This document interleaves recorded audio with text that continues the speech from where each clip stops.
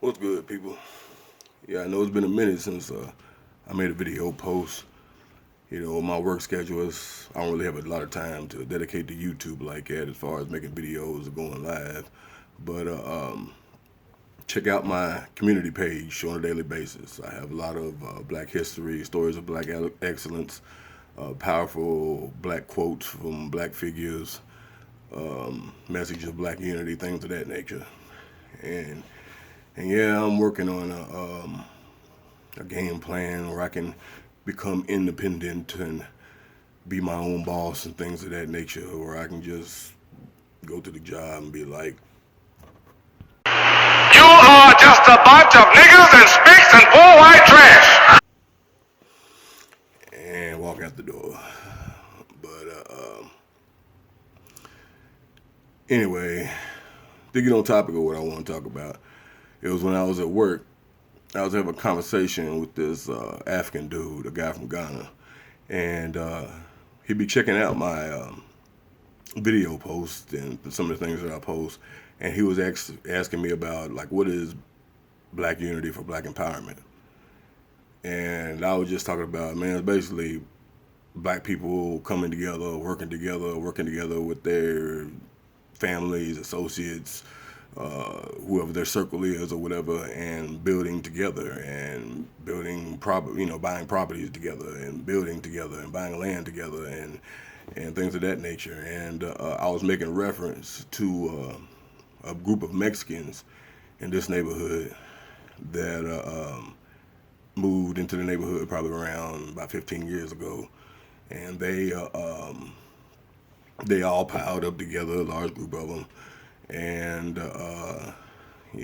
they worked together, build their money together, and next thing you know, they've bought like a block of houses. They bought this church over here. They bought the liquor store up the street. Yeah, I know, right? A church and a liquor store right up the street. But yeah, they got both of them, and like they living straight. You know what I'm saying? They built together, and when I said that, he was like, "Oh, you're talking about like the Chinese do," and he was talking about some Chinese people like, yeah, they all live together, work their house together, and they put their money. They don't borrow any money from any bank or anything like that. They put their money together. They buy one house, and they keep doing it for one of them, and they keep doing it, and then buy another with a house, and they keep doing it, and they buy another with a house, and they keep doing it, and then the next, then they do it, and they keep doing that until their kids' generation, this, that, and the other, and then we started getting into a number of other ethnicities that's doing what I'm talking about, and then it just hit me, man. I'm just like, man, yeah, you know what? You know what's sad about this Black unity for Black empowerment push? It's just trying to tell white folks, teach black folks how to do what everybody else is already doing. It's like the concept ain't hard. I mean, the concept ain't like rocket science, dude. I mean, you can find it in like a 90s hood movie. Now, what we need to do is we need to keep everything in our neighborhood, everything black. Black owned with black money. Just like the Jews, the Italians, the Mexicans, and the Koreans do. I mean, it's just that easy.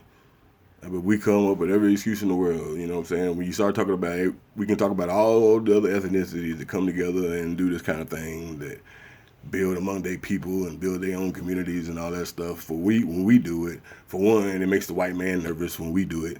But every time, it never fails.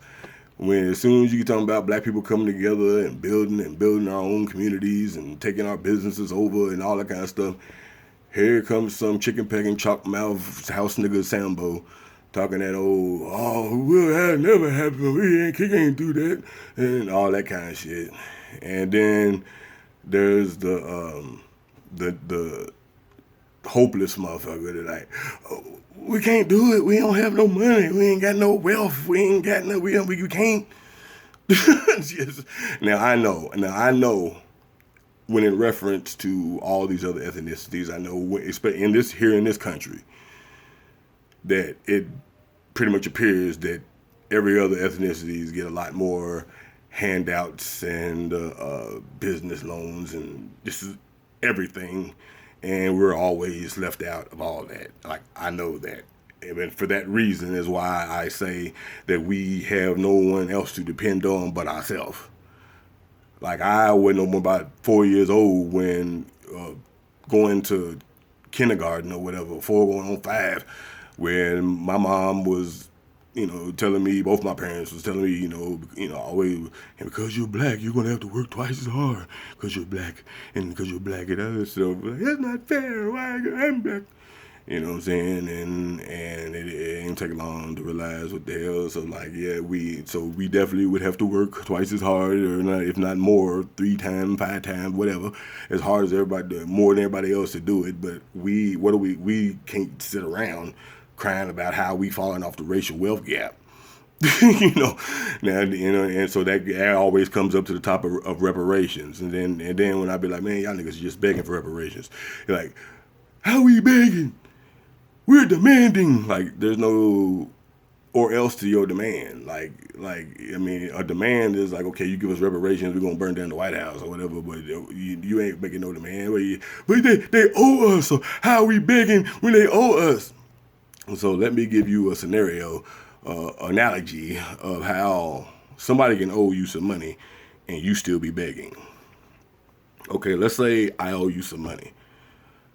Let's say I owe you $1,000, and you come up to me and you'd be like, man, what's up with that bread, man? I need that bread.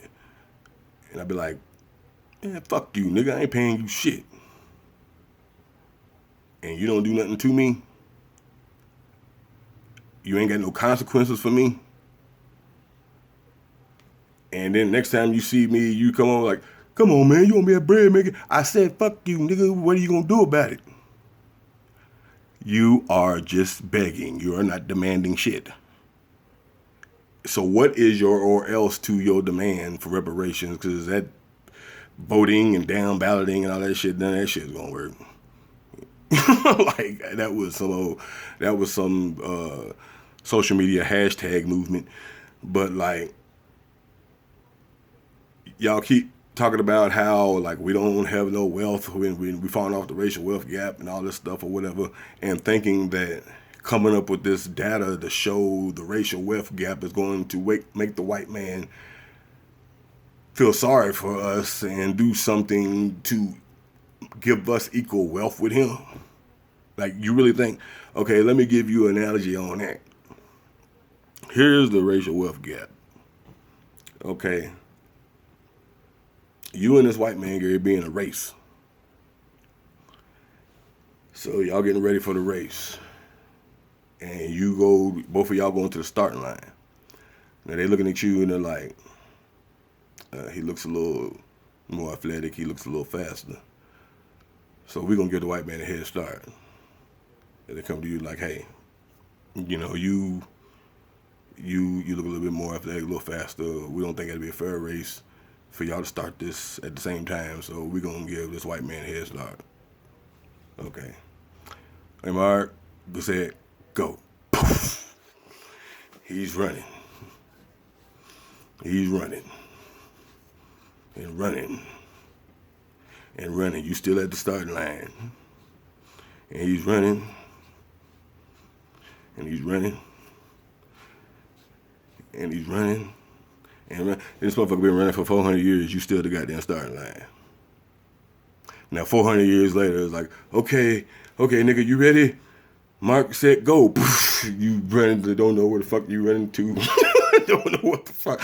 But you think that you pouting about this, talk about how unfair it is to be in this race where this white man has got a 400-year head start and he's still running. He's still running. Been running for 400 years. You just start the race. And you think you pouting and talking about the racial wealth gap and this data and all this stuff or whatever. You think this white man after running for 400 years is gonna stop. Turn around and say that this isn't fair. This is a race that should have been ran equally. What we're going to do is we're going to start this race over. And after he's been running for 400 years, he going to turn around and run back and meet you. And then y'all going to meet up somewhere, and then we're going to start this race again together, dude. I don't know what the fuck kind of Disney movies y'all been watching, dude. That ain't never, and not going to never happen. And, like, as far as reparations, like, I will never be against the fight for reparations. Like, why the fuck would I be there? You know, when I was talking about a lot of stuff, they was like, oh, he must be an immigrant or he's against reparations or whatever. I got paperwork. I can prove my shit on a whole lot of angles. You know, a black man from Kentucky, you know, family from the Ohio Valley area. Like, I'm definitely what y'all call ADOS or FBA and all that kind of shit as far as what it means, you know, and that's free money, land, whatever it is but like, that's also like just thinking that one day the white man just gonna say, you know what? We've done the black people so wrong for all these generations. Here, black people, here's wealth or whatever. And it'd be like the study. I remember I saw the study in Newsweek where they said the reparations study suggested that all black Americans get $155 million. And they were talking about that ain't enough. Like, dude, I was like, if you can get every black person $155 million, I won't push the shit out. Just give me my $155 million, I will make it enough. But like, that shit ain't no one ever happened either. You know what I'm saying? I don't like if there's any form of reparation, like that bullshit up in Illinois, where you can apply for $25,000 reparation. They give you $25,000 over a 10-year period to put towards your house or some bullshit. But like, just empower us like that. We gonna have to start it ourselves somewhere. And we might not even reap damn near nothing to benefit of it. It'll be the kids generation, the grandkids generation, or whatever that's reaping what we done started. We might not ever see the wealth of this. So you don't mean that you get the party. I know you like the party and stunt, but you know it's time to get to work. And like let me give you like an example of something. Like, you can go back to if you go down to back when I first started this channel. You know, I wasn't really on the channel much. I was mostly on Twitter, but I made a video called Let's Buy the Hood Back. Now that was right after, like, I had gotten to this house auctioning thing or whatever. Like, after my father passed away, after my kids moved to get approved. My ex-wife got approved to move to Georgia with my kids, and my mama took sick. My mama's the only child. She took sick. She had lost her mobility or whatever. Like, all the, you know, my childhood home had been lost in a fire and had to be sold because of city fines and all that stuff. Didn't have no childhood home or nothing like say everything's okay at or whatever. So like, and you know, my mother and father was in an apartment where it was one of those expensive apartments that got the pools and all that kind of shit. And like during that time period, you know, when I got into the auctioning thing or whatever, like trying to buy a house cash or whatever, some people thought it was crazy for giving up that much money instead of just using it as collateral and getting a loan for the house and all that kind of stuff. I was like, look, I won't be in a situation where I'm, no rent, no mortgage, you know, I ain't got to worry about me, I ain't got to worry about my mama, this and another, we gonna get this or whatever. So I got into the house and foreclosure auction thing. I lost bid after bid after bid after bid after bid after house after house after house. Reason being, the white folks and even little groups of Latinos, they were there in groups. I was there with my mama by myself, the only black person there. It was almost like they were saying, nigga, we're not gonna let you buy a house. There was one house, it was a real big house that the house looked like it could fit like 8 families in it. I'm over thinking about like me, my kids, my mama, like, yeah, this is gonna be the spot or whatever. And the reason I think I'm gonna get it because like it was weird and colorful because it was like real it was Mexican culture, and it's like real colorful with pink and light lime green walls and stuff or whatever. So like anybody that didn't want all that stuff in their house was gonna have to do a lot of work to this house. But I was prepared to do the work to the house because it was a nice size house. But that's when I learned the strange thing or whatever. I got the strange experience of white people liking me more than the Mexican. Because being that the house was Mexican, these Mexican people that refused to back down in this auction must have maybe pre-owned this house or something. So the bidding starts, and we think we're going to get it cheap because of all the work that has to be done to the house. And they started out low. And it was just us, this Mexican woman, and a handful of white folks that was looking into it, investment property, whatever. And they saw, me and my mama sitting there. And it gets up to about $60,000. And we're still going. And, like, whatever that I bid, the Mexican woman was just like, and she had, like, there was a couple people with her. She had some papers with her. Like, she definitely had some backup because she was like, I don't give a fuck what these niggas bid. She's going to bid more. And the white folks had stopped at like 60 grand. We get that house up to like 95,000, and we stopped. You know what I'm saying? And like older white woman, like in the neighborhood or pre-owning the house. I don't know. Lived in the neighborhood. I don't know what she had to do with the house. So I guess maybe I don't know.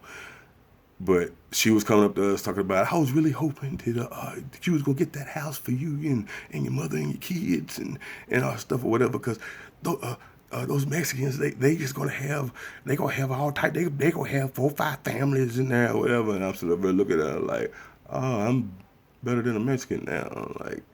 Like what makes you think that you impressing me with this kind of talk? And like after I leave, you be talking about the blacks. You know what I'm saying? But as a token of getting the house jacked up to the raising the price or whatever, for $100 they gave us a little flatware set that was from like 1906. That was like bronze flatware, still in the package, everything, and gave it to us for $100. And like I looked it up online recently, and it's worth like $1,600 right now. And that was like, that goes into the little package of goods for the kids and the wheel, all this stuff, this worth stuff, and maybe it'll be worth more later. But how I end up getting this house is getting up early enough. As soon as it went online, didn't even let this house go towards auction. And I remember the black man that used to own this house, and there was some white people that owned this house. So like now, after the realtor thought that it was crazy for we thought we should forgive them exactly what they wanted for the house. They had built an extra the additional family room and all that stuff or whatever, and thought it was crazy. And I was just like, look, whatever they want, give it. We gave it to them now, so we ain't even got to worry about no auctioning, no bidding, this, that, and the other.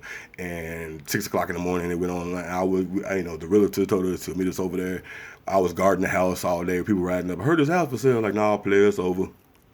You know what I'm saying? And that's the route I had to go because did not have the numbers to go up in this auction. And that's why I was trying to start to explain to people, hey man, start going to go to the courthouse and stuff. Check out these auctions or whatever. Like some of them, you don't even have to have all the money for the entire house. You can have 10% down on the house and then go finance the rest. You got like 90 days to finance the rest or things like that or whatever. But when people start pulling together, you know what I'm saying? Y'all could get, now it's not like that anymore because of the housing market and how it is. But like, at the time it was getting cheaper. Now this house, we pay $10,000 more than the average house around here or whatever. And before we could even get the stuff in the house, the people from the Census Bureau came up talking about it. You've been randomly selected for a questionnaire and this and that. Like, don't you see? I'm just now moving in this house. What are you talking about? Well. And I'm trying to shoo her off, and she's showing me her little bags and stuff, letting me know that I can't just shoo her off, like she's with the government. And I'm like, go in there and talk to my mama. And basically, this questionnaire that we supposedly been randomly picked for was basically asking how you niggas pay cash for this house. because all of it was like, what is the income of this household, and how long has it been since anyone has worked, and all that kind of shit. You know what I'm saying? But that was already covered. This house wasn't bought with no dope money, whatever. You know what I'm saying? But like, yeah, that when I tell the story about the Mexicans, that's what a lot of people say that you don't know what them Mexicans are doing. They could be selling dope. I'm like, well, don't we got dope dealers? Like I don't want to hear that bullshit excuse. You know what I'm saying? Why is it their dope dealers building together and building businesses and shit, and ours in the club, strip club, popping bottles, making it rain on hoes? Like, why? Like, I don't hear that shit. I mean, the Mexicans are probably better connected. We came there, but man, like, nah, man, I'm tired of hearing that bullshit excuse of why we came together. You know, it's all the tribalism, and you know, it's religion and views and groups and all that shit. Tribalism, how we lost every goddamn thing. You know what I'm saying? The tribes over in Africa, instead of fighting together to keep Africa, they don't let the white man take it because they in separate tribes and capturing each other and selling each other and doing all this kind of shit, and they still want to talk about how we got tribalism in our blood. Well, we need to get the fuck out our blood if we want to have some shit. You know, I'm not asking nobody to unite with me. You know, I've got my own little circle of people who I fuck with and who people I network with and plan with and all that kind of stuff or whatever. And like, I'm pretty much down to like, you know, I've had to do a serious process of elimination in my life. I say how we all need to unite with our families, and I've tried to be that dude, but it also picks up a lot of users and shit, and I know how that go or whatever. And I had to do a serious process of elimination in my life where, like, outside of my mother, my kids, and my sister and her kids, you know, and she's fine on her end, you know, like, we just kind of united, you know, kind of got into connection with each other or whatever after, you know, after my father died. She was my older sister, and I never really we never got to be in each other's lives like that. But like, outside of that, all these old freeloading ass cousins that I had that I was always don't want to work. They talking about they don't want to work for the white man, but they want to borrow my money from the white that I make from the white man and eat off my money I make for the white man, but they don't want to work and do shit. Like I ain't got time for to carry no dead weight. I ain't got time for nobody who wants me to build something and just jump on board instead of helping me build. But as far as generational wealth, like, let me tell you a situation. I'm not picking on them because they're my ex-in-laws, but my ex-grandfather-in-law, Mr. Jackson, Mr. Eddie Jackson, you know, may rest in peace, God rest his soul, was my ex-wife's grandfather, and nothing but love and respect for the man. And this man worked for 30 years on the railroad. Had a big family, had a family of like six or seven kids. I think one had passed away or something or whatever, that he was building for, that he got a big house that's the size enough. He done pretty much raised his kids and some of his grandkids, and he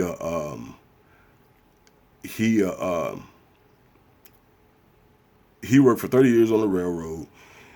He worked like he was in his 80s at like a dry cleaners or something just to keep this thing going or whatever. But he did not want this house to be sold when he died.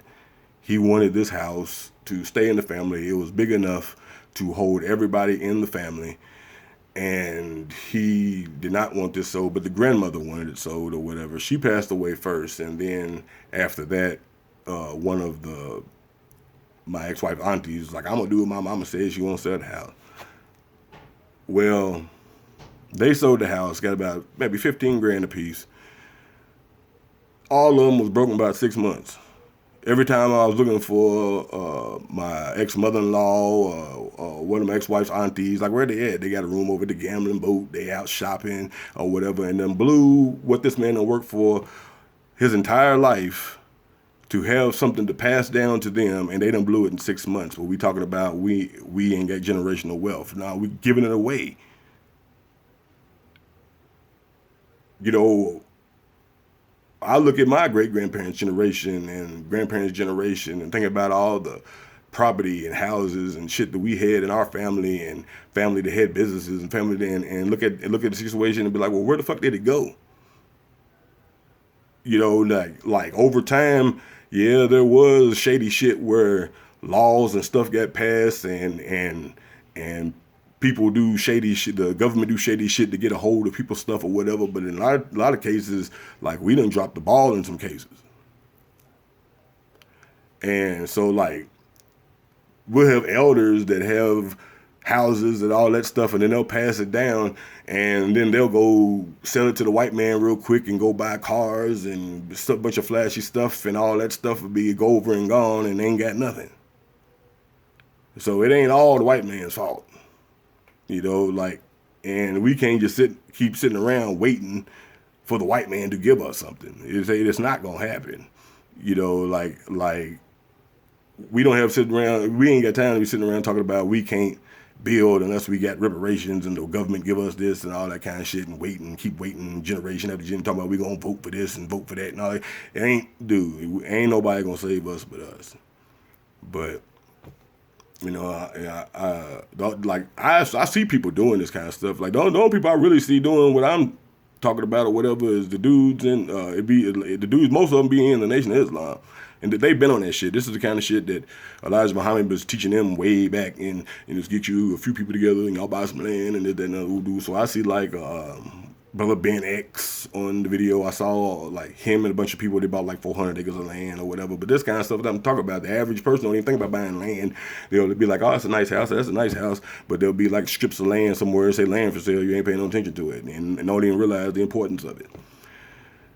But you know, like I said, I ain't talking about no total black unity for black liberation and all that kind of stuff. That kind of shit done turned me into a bipolar pro-black. You know, when you get on that tip and then you get out here and see the mindset of some of these people and you get all frustrated where one morning you be like, I'm trying to help uplift and empower my people, and the next minute you wake up be like, man, fuck these ignorant ass niggas.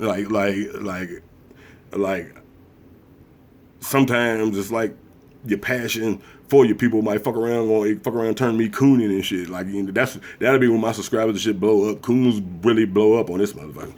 So if you see me on here and start making them channels, you're like, yeah, niggas ain't shit, and they don't listen, and they're lazy, and like that's when everybody will be, yeah, I'll take that. That's why I start getting like subscribers and all that kind of shit. So you know, so I'm just gonna back up so I don't get cooned out by ignorant niggas that don't want to do shit, that don't work shit, that don't want shit.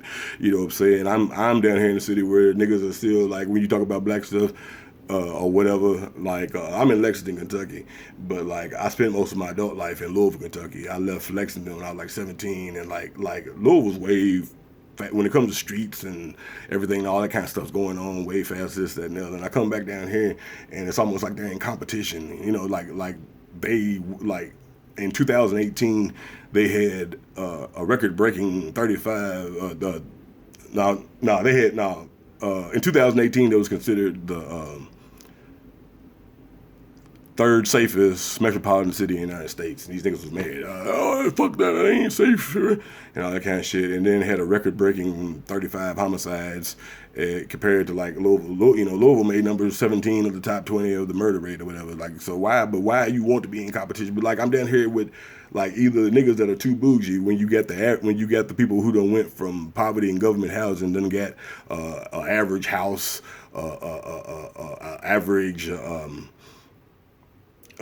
car or whatever, but now, you know, since they ain't pouring poverty, they done got all uppity and looking down on people. And then you got the street niggas that still want to prove that they gangsters and shit. You talking about, I'm not into that black shit, I'm not into that pro-black. Like, just, you know, I don't want to get cooned out being around all this ignorant ass shit. So I just kind of back up. And like Farrakhan said one time, he said, this ain't no damn unity party with punks. You know what I'm saying? Like all that, them old chalk mouth, chicken pecking, house nigga Sambos always talking about some we can't do shit and this, that, and the other, fuck them. And the hopeless nigga, fuck them. And just come together with the people who want to build and build. Because I'm telling you right now, shit's gonna get rough. You know, I don't want to see the same shit happen to you that happened to me and a whole lot of people during that Bush recession when gas went all up and shit went crazy. A lot of people was losing their houses, that and the other. I lost all that shit. And as Obama was going in, my ex-wife was going out. It was a traumatic experience, dog. So I be trying to help people like, look, This now ain't the time for stunting. And if y'all don't come together, by choice, you will end up coming together by force. Because like when people start getting evicted and these people ain't got nothing to eat and these people can't pay the bills, y'all gonna fuck around and have to come together anyway. So it's going to happen regardless, one way or another. But yeah, that's it. And I'm gonna try to get caught up on. I have a whole lot of videos and a lot of things I want to address. Not just staying on this tip, but like even health tips or whatever. A lot of people been talking about, like, if you look at my earlier videos, you can probably tell I lost a lot of weight, and my blood sugar's down, my blood pressure's down. I ain't had to go to the doctor in 5 years or whatever, and like I don't make videos telling you how I did it. Maybe I can help other people do it. I'm gonna make them videos for black fathers helping maintain equal parental rights. I got a video for felons that's frustrated trying to find work and lead you in the right direction of what type of work to look for. And they trying to make more videos, trying to help people, and try to get back on this channel a little bit more. But I appreciate all of you that support me and check out my community posts. And that's it. Peace.